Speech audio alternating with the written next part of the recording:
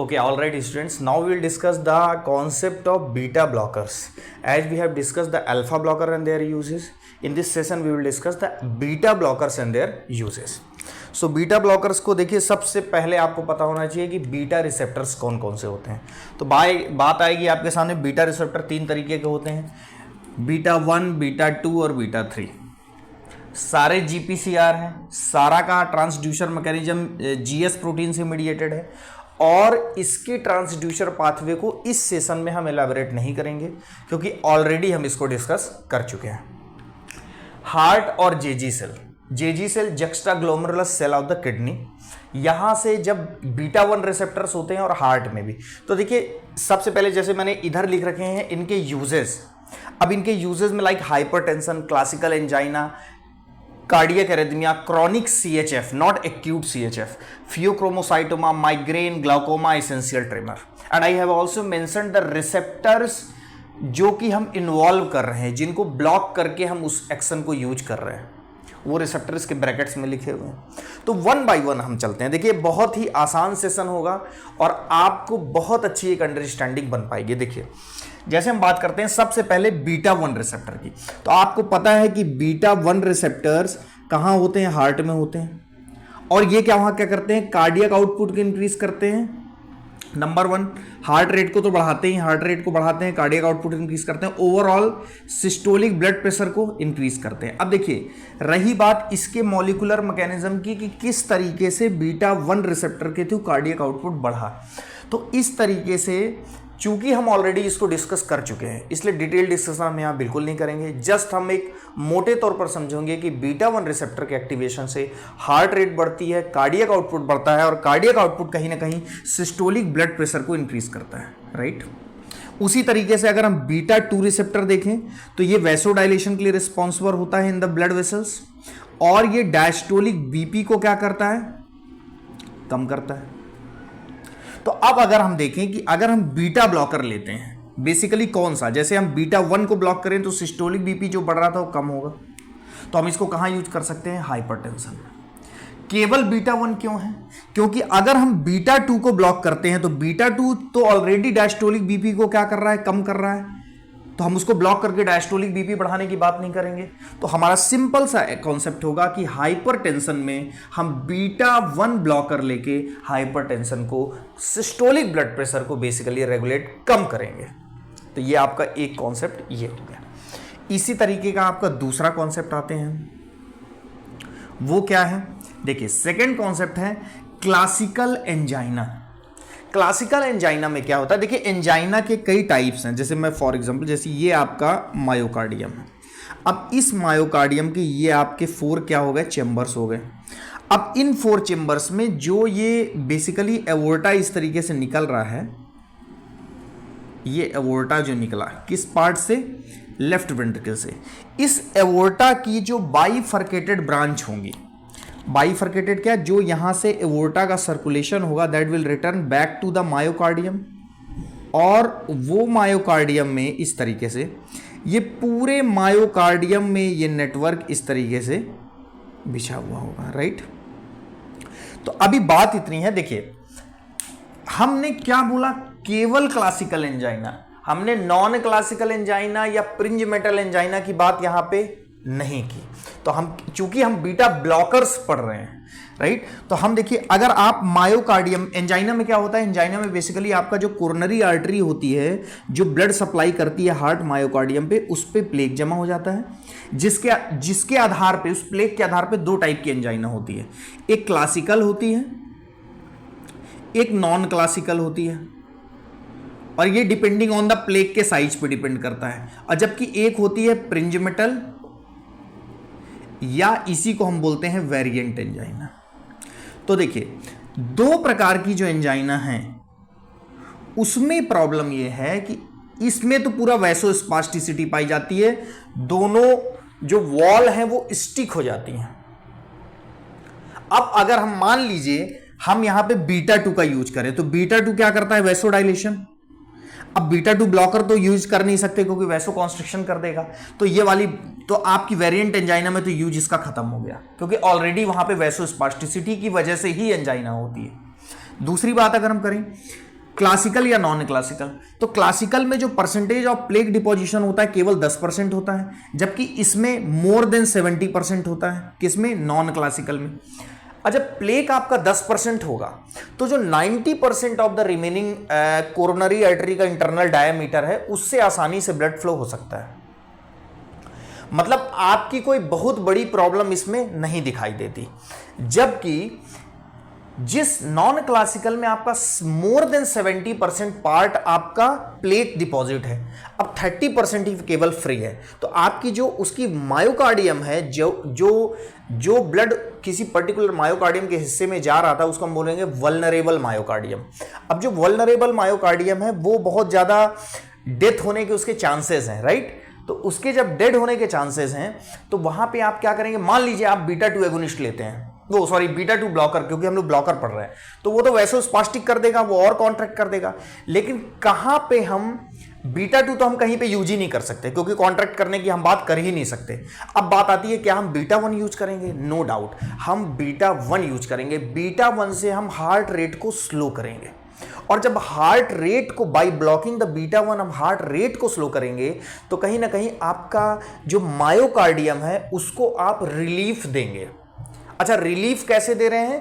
ताकि उसकी working affinity को, आप जितनी मायोकार्डियम उसकी वर्क कर रही है, चूंकि उसकी पावर नॉन क्लासिकल में बहुत कम हो गई है, तो इतनी कम हो गई है कि उसको आपको हार्ट रेट स्लो करने का फायदा नहीं है। यही वजह होती है कि हम उसको क्लासिकल एंजाइना में यूज करते हैं, क्योंकि वहां पे 90% जो ल्यूमेन है वो फ्री होता है, तो उसमें हम हार्ट रेट को रिड्यूस करके उस मायोकार्डियम के वर्क को भी क्या करेंगे, रिड्यूस करेंगे। तो इसीलिए हम इसमें किस में यूज करते हैं, क्लासिकल एंजाइना में। तो ये आपका थोड़ा सा कॉन्सेप्ट यहां से क्लियर होगा, राइट। कार्डियक एरिथमिया का सिंपल सा कॉन्सेप्ट है। देखिए आपका जो बीटा 1 रिसेप्टर होता है, जितनी भाई एरिथमिया में आपका क्या हो रहा है, overall most of the arrhythmia are tachy arrhythmia, tachycardia, जिसमें हार्ट रेट क्या होता है, जो बढ़ जाती है। तो उन टाइप ऑफ एरिथमिया में जिसमें हार्ट रेट बढ़ जाती है, हार्ट रेट को हम क्या करेंगे, स्लो करेंगे। तो वो आप सिंपल स्लो करेंगे by blocking the beta 1 receptor, by using beta 1 blockers. तो ये बहुत सिंपल सा कॉन्सेप्ट है। तो आपका क्या हो गया, कार्डियक एरिथमिया हो गया। तो इसमें अभी तक देखिए हम बीटा 1 का ही यूज कर रहे हैं। अब हम बात करेंगे सीएचएफ में, और सीएचएफ में हम किसकी बात कर रहे हैं, क्रॉनिक सीएचएफ की। देखिए यहीं पे थोड़ी सी अंडरस्टैंडिंग आपको बनानी है। हम एक्यूट सीएचएफ में बीटा 1 ब्लॉकर का यूज नहीं करेंगे। अच्छा, ओवरऑल सीएचएफ में क्या हो रहा है, सीएचएफ आपका कंजेस्टिव हार्ट फेलियर, मतलब इसमें हार्ट में जो आपका कार्डियक आउटपुट है वो बहुत ज्यादा क्या हो गया, कम हो गया।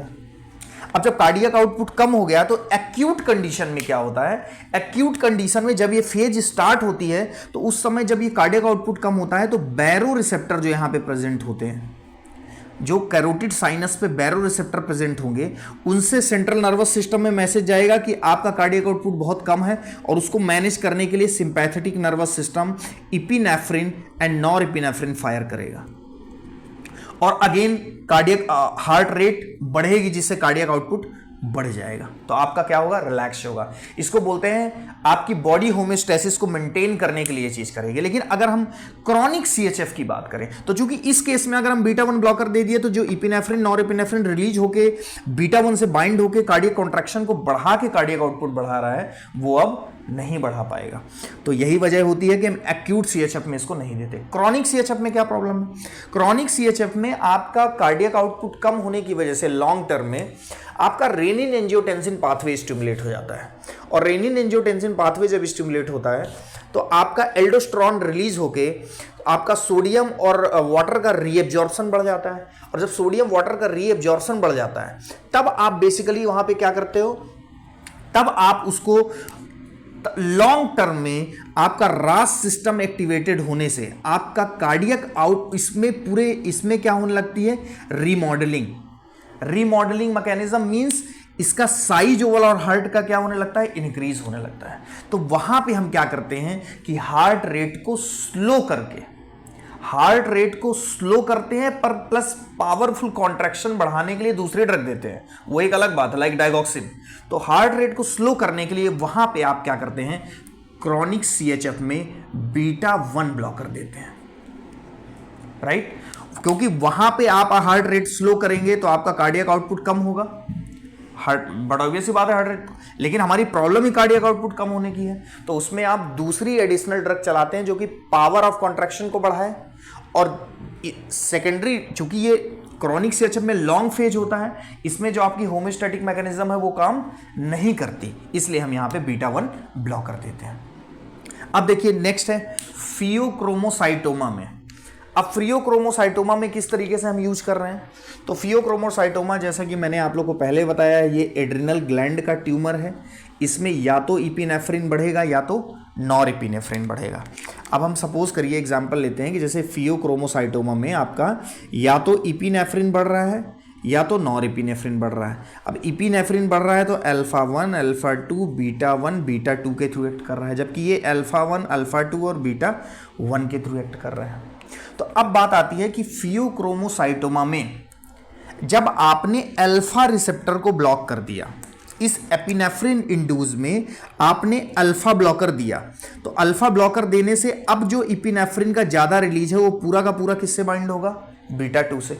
ये हमने फियोक्रोमोसाइटोमा में भी अल्फा ब्लॉकर्स में डिटेल इस बात को डिस्कस करके रखा है।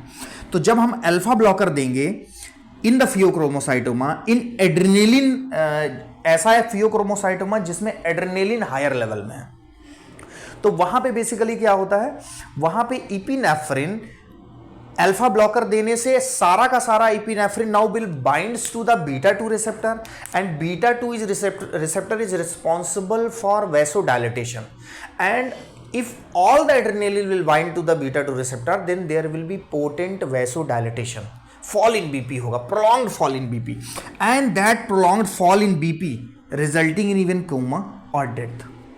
तो इस वजह से हम बीटा ब्लॉकर भी देते हैं, beta 2 blocker basically. What blocker? Beta 2 blocker, क्योंकि हमको बीपी को क्या करना होता है, मेंटेन करना होता है। इसीलिए फियोक्रोमोसाइटोमा में आप आफ्टर अल्फा ब्लॉकेज क्या दे रहे हैं, बीटा 2 ब्लॉकर। तो आपका ये बहुत प्यारा सा कॉन्सेप्ट है यहाँ पे। अब माइग्रेन में किस तरीके से बेसिकली हम यूज कर रहे हैं, तो माइग्रेन में देखिए,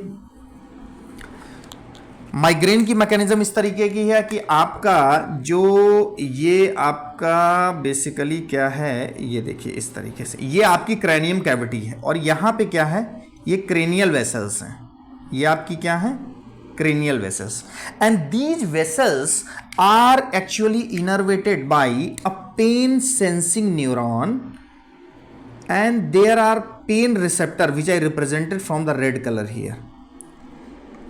So what will happen, here is the heart, assume that there is heart, and in every contraction of the heart there will be shifting of blood through the cranial vessel in the brain, and every systole there will be dilatation। जब यहाँ पे systole होगा it means यहाँ dilatation होगा, and in the migraine physiology there is a hyper dilatation of what, cranial vessels, और जब cranial vessels का hyper dilatation होगा then these pain receptors are hit against this cranium bone। जितनी बार ये systolic contraction होगा उतनी बार dilatation होगा, और जब पैथोलॉजिकली कुछ ऐसी कंडीशन हो जिसमें उसकी क्रेनियल वेसल ज़्यादा हाइपर डायलेटेड हो, उस वजह से ये पेन रिसेप्टर बार बार किस पे हिट करेंगे, इस क्रेनियम बोन पे, and that will leads to the throbbing headache. वो क्या होता है, थ्रॉबिंग हेडेक, और वो वजह किसके बनता है, माइग्रेन की। तो माइग्रेन में हम यहाँ क्या टारगेट करेंगे, because we know the migraine in the blood vessels, these blood vessel there is a presence of beta 2 receptor, and beta 2 is responsible for vasodilatation, and vasodilatation जितना ज़्यादा होगा प्रोबेबिलिटी होगी कि पेन रिसेप्टर उतना hit करें cranium bone से। तो अगर आप बीटा 2 को ब्लॉक करते हैं मीन्स वैसो कॉन्स्ट्रिक्शन करते हैं मीन्स, तो आप क्या करेंगे, पेन रिसेप्टर को किससे नहीं हिट होने देंगे, क्रेनियम बोन से, and there will be less chances of generating throbbing pain, or you can say throbbing headache। So that's why we use beta 2 blocker in the pain as well, in migraine as well। Now glaucoma में भी beta blocker use करते हैं। तो कौन सा beta blocker? Beta 2 blocker use कर सकते हैं। अच्छा, उसकी वजह क्या होती है कि जो सिलियरी मसल होती है, that ciliary muscle is well supplied by the blood vessels and that blood vessel have beta 2 receptor and more if the more and more the blood will be supplied to the ciliary muscle, there will be more formation of aqueous humor. So that what we do, we constrict the blood vessel of ciliary muscle so that there will be less supply of blood vessel to the ciliary muscle and there will be less production of aqueous humor.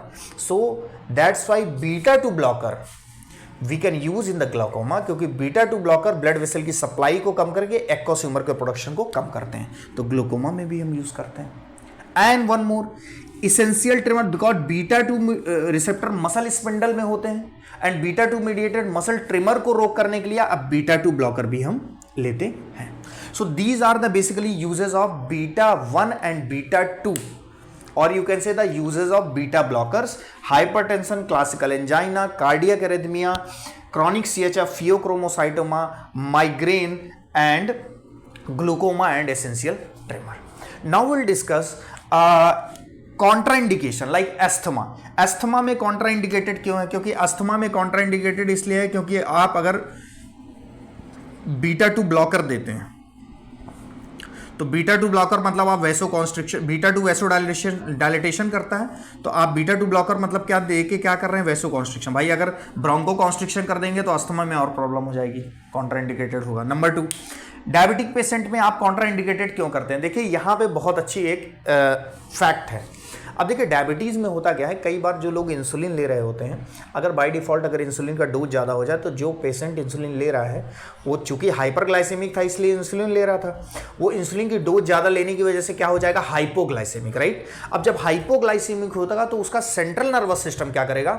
Sudden fire करेगा sympathetic nervous system को, और sympathetic nervous system इसलिए fire हुआ क्योंकि the work of sympathetic nervous system is to raise the glucose level in the blood and also जब sympathetic fire होगा it will binds with the beta 1 at heart and beta 2 in the periphery, तो beta 2 skeletal muscle पे जब bind करेगा तो trimmer होगा, beta 1 जब heart rate बढ़ेगी तो टैकीकार्डिया होगा एंड ऑल्सो स्वेटिंग भी होगी। तो आपका बेसिकली जब आपने इंसुलिन लिया तो उस वजह से आप जब हाइपोग्लाइसेमिक हो गए, तो हाइपोग्लाइसेमिक होने की वजह से आपका सिंपैथेटिक नर्वस सिस्टम फायर हुआ, जिसकी वजह से आपको टैकीकार्डिया या आप इसको बोल सकते हैं पाल्पिटेशन, क्योंकि आपको स्वेटिंग के साथ हो रहा है, पाल्पिटेशन, स्वेटिंग एंड ट्रिमर, तो इतनी चीजें होंगी and they are actually the warning system, warning symptom.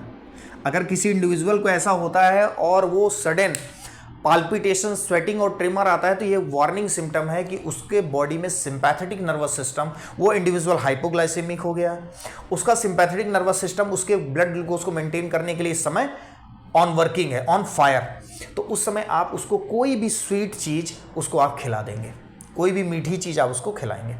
लेकिन लेट्स सपोज, अब देखिए ये जो सिंपैथेटिक नर्वस सिस्टम एक्चुअली जो वार्निंग सिम्टम दे रहा है, जिसमें आपको ये वार्न कर रहा है कि पेशेंट हाइपोग्लाइसेमिक है, उसकी रिकवरी हो रही है, तो आप रिकवर करने के लिए उसको मीठा तो खिलाएंगे, राइट।